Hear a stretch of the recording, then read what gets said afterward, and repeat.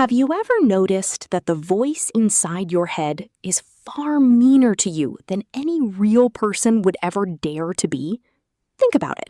If you drop a coffee cup, or if you mispronounce a single word during an English meeting, that voice immediately speaks up.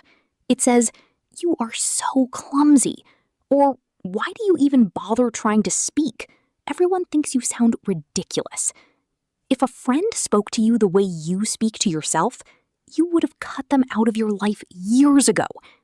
Yet we live with this internal critic every single day, completely unaware of how it is quietly sabotaging our confidence, our fluency, and our happiness. Today, we are dismantling that voice. We are going to talk about what it truly means to learn to love yourself more. Not in a vague, superficial way, but through real, daily life English conversations and psychological shifts that can radically change your reality. Welcome back to the Daily English Lab. I'm Henry, alongside Lily. And that introduction really strikes a nerve, Lily. It's incredibly accurate. We are our own worst enemies, especially when we are trying to master a new skill, a new language, or transition into a new chapter of our lives. Today's podcast episode is crafted specifically for those of you who want to practice deep, natural English listening while exploring the concepts of self-compassion, daily habits, and emotional growth. Whether you are actively watching or listening passively while cooking, commuting, or relaxing, let this conversation wash over you. Exactly, Henry. And for our active learners, make sure to stick around until the final segment of our video, the lab break, where we will step out of our conversation and break down 5 highly sophisticated, natural native expressions and idioms we use during this chat. But first, let's dive into this idea of self-love. Henry, when you hear the phrase, "learn to love yourself," what is the very first thing that crosses your mind? Because I think a lot of people think it just means buying yourself a treat or going to a spa. Right. People view it as self-indulgence. They think it's about taking a long bath or eating a piece of chocolate cake because you deserve it. But real self-love, the kind that actually heals your anxiety and builds bulletproof confidence, is much tougher than that. Real self-love is structural. It's about setting boundaries. It's about looking at your mistakes, whether it's an error in a grammar structure or a bad decision in your career, and saying, "Okay, I messed up, but that failure does not define my identity." It's shifting from a mindset of constant judgment to a mindset of genuine curiosity. A mindset of curiosity. I love that phrasing, Henry. Let's break that down with a daily life scenario. Imagine you are at work or in an academic setting, and you have to present an idea. You stand up, your heart is racing, you feel the sweat on your palms, and when you open your mouth, you stutter or forget a common word. The moment the meeting ends, your mind goes into a tailspin. You replay that exact 10-second mistake for the next 3 days. That is judgment. But what does it look like if we apply curiosity instead? Curiosity sounds completely different. If you approach that same mistake with curiosity, you sit down with a journal and think, "Wow, my heart was beating incredibly fast. Why did I freeze? It's because I was putting immense pressure on myself to sound exactly like a native speaker. I was terrified of being judged. Next time, instead of trying to be flawless, I will focus simply on making sure my core message is understood." See the difference? Judgment paralyzes you. Curiosity gives you a map to improve. It really does. But it's incredibly difficult to break that habit of self-criticism. Because for many of us, that negative voice has been operating for 10, 20, or 30 years.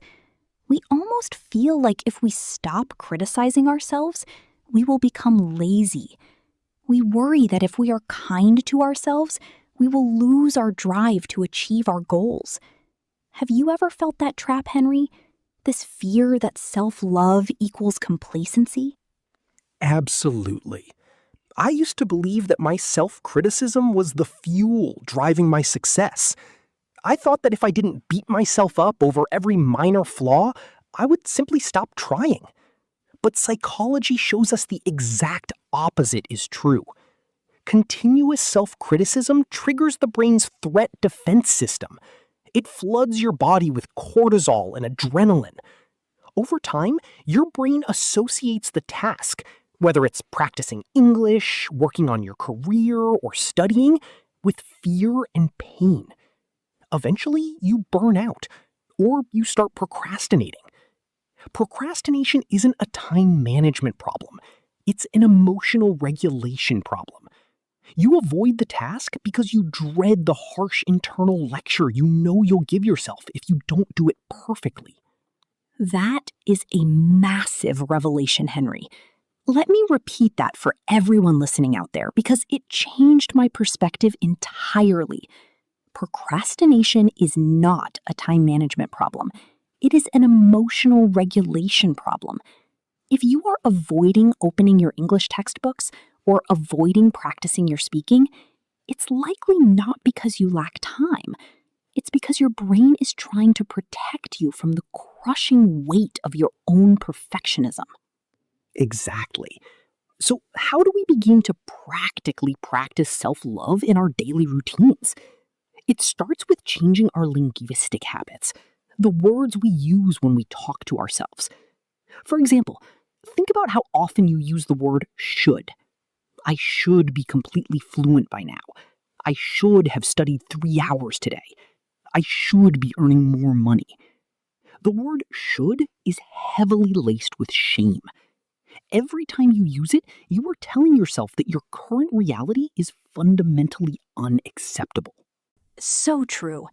Instead of saying, I should have practiced my English listening today, try shifting the narrative to choice and alignment. Try saying, I wanted to practice today, but my energy was incredibly low because of a stressful day at work. That's fine. I am going to listen to a comforting, slow podcast for just 5 minutes while lying down, and that is more than enough. This shifts you from a place of deficit to a place of agency and control. You are honoring your body and your mental health, which is the absolute cornerstone of self-compassion. It really is. And this extends directly into how we handle our daily environments. Our physical surroundings and our digital spaces directly impact our ability to love and appreciate ourselves. If your social media feed is full of individuals showing flawless, curated lives, perfect accents, and effortless success, your brain will naturally engage in upward social comparison. You will constantly feel inadequate. Part of self-love is curating what enters your mind. Oh, the digital environment is highly toxic if it's left unmanaged. I remember a phase where I was constantly tracking creators who seemed to have their lives entirely figured out. Perfect morning routines at 5 a.m., flawless aesthetic workspaces, seamless productivity. Every time I closed my phone, I felt a heavy sense of failure. I had to consciously hit the unfollow button on accounts that triggered my insecurities and replace them with spaces that focused on authentic, step-by-step progress. It felt like taking a deep, clean breath. That's a form of boundary setting, Lily. And boundaries aren't just for other people. They are rules you set for yourself to preserve your mental well-being. Another daily life habit that fosters self-love is what psychologists call celebrating micro-wins. Our brains are hardwired with a negativity bias. We evolved to remember threats, mistakes, and dangers because it kept our ancestors alive. If you have 9 positive interactions today, and one person cuts you off in traffic or critiques your accent, what do you think about when you were trying to fall asleep at night? The negative interaction, without a doubt. It loops over and over again in your mind. Exactly. The single bad moment completely overshadows the 9 beautiful things. To counter this natural evolutionary bias, you have to intentionally, consciously focus on your small successes. If you understood 70% of a native podcast today, don't complain about the 30% you missed. Celebrate the 70% you captured. Write it down. Acknowledge it out loud. Tell yourself, hey, look at that. A year ago, this podcast would have sounded like total noise to me. Today, I followed the core themes. I am making real progress.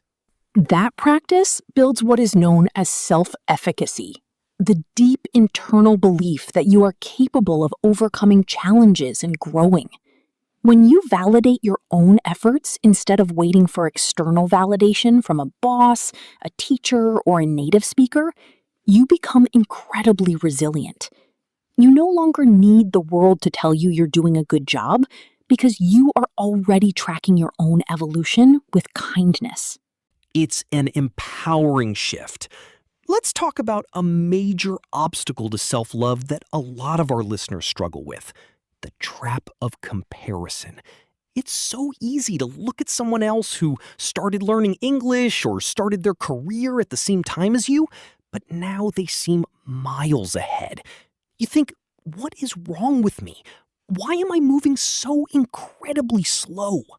The fatal flaw of comparison is that we always compare our chaotic, messy internal reality with someone else's polished external highlight reel.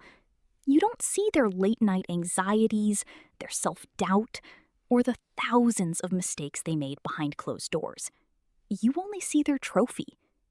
The only healthy, accurate comparison is comparing who you are today with who you were yesterday or 6 months ago. Beautifully said, Lily. If you are even 1% better, kinder, or more patient today than you were last month, you are winning. This whole journey of life and language acquisition is a marathon, not a sprint. And running a marathon while constantly screaming insults at yourself is an exhausting way to travel. Let's learn to drop the heavy baggage of perfectionism. Now, let's transition into our signature segment, the lab break. This is where we pause our reflective conversation and shift focus to help you actively expand your advanced vocabulary. We used 5 highly practical phrases and idioms during our chat that will instantly elevate your conversational English. Let's break them down systematically. Let's unpack the first expression, to strike a nerve. When I told Lily that her introduction struck a nerve, it means the topic touched an emotional, sensitive, or deeply relatable spot.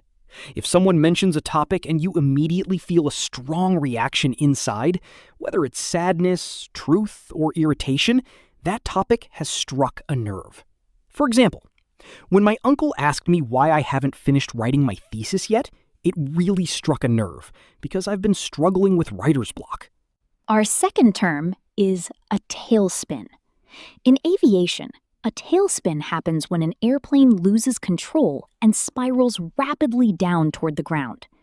In daily conversation, we use it metaphorically to describe an emotional state where you lose control of your thoughts, usually due to anxiety or panic. If you make an error at work and spend hours worrying about getting fired, your mind is in a tailspin. Example: after receiving the constructive feedback, his confidence went into a complete tailspin. Third, we have the word hardwired. This is a great term borrowed from computer hardware. If something is hardwired, it means it is built directly into the circuitry. In psychology and daily English, it means a behavior or trait is completely natural, instinctive, and deeply ingrained in us from birth. As we mentioned, our brains are hardwired to notice negative things to protect us from danger. Another example, it is hardwired in human nature to seek connection and belonging with others. Fourth is the verb to overshadow. Picture a massive tower standing next to a tiny house. The tower blocks the sun and casts a dark shadow over the house. Metaphorically, when one major event or feeling overshadows everything else, it makes all those other things seem small, insignificant, or forgotten. Example: Her incredible performance during the presentation was unfortunately overshadowed by a technical glitch with the projector at the very end. Finally, number 5, highlight reel. In sports journalism, a highlight reel is a short video clip showing only the goals, the spectacular plays, and the moments of victory from a game. It edits out all the boring parts, the missed passes, and the fouls. Today, we use this term constantly to describe social media profiles on platforms like Instagram or LinkedIn. People only post their promotions, vacations, and happy moments. Example: don't feel depressed looking at social media. Remember that you are only looking at their curated highlight reel, not their actual everyday reality. That brings us to the end of today's vocabulary breakdown. But before you log off and continue with your day, we have an important active challenge for you. To anchor this lesson into your long-term memory, you need to use it. Exactly. Here is your homework for today. Go down to the comment section right now and write a paragraph using at least one of the 5 vocabulary words we broke down during the lab break. Tell us about a time you experienced a mental tailspin, a topic that strikes a nerve with you, or your thoughts on social media highlight reels. We read every single comment, and we will personally reply to give you feedback and grade your sentences. Be kind to yourself today. Celebrate your micro wins, and we will see you inside the next laboratory session here at the Daily English Lab. Take care. Goodbye, everyone.